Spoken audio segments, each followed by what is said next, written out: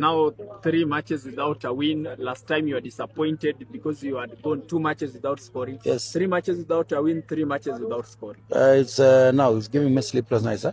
I think we should have done better. We should have scored. We created not so many chances, but again, the chances that we created were we were supposed to score, but we didn't. So it's a concern for us as technical bench members. Huh? But again, looking at coming from a loss and getting a draw against a very strong KCB side, it's also commendable. I think we only need to work on our scoring part and we become a better team. Coach, another match, another clean sheet for Issa Emudia. What can you say about it? Because I think this is his best season so far.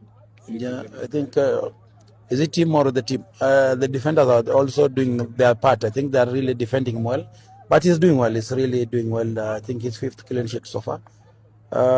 If you have a good goalkeeper, then you are likely to win a match because he'll make sure that you guys don't concede. At some point, he really kept us in the match. So I think so far, as you've said, I think he's doing well. We only need to make sure that he doesn't fatigue doesn't catch up with him, and we try to win because I feel like playing well. We played against Tusker. That wasn't a very good game for us.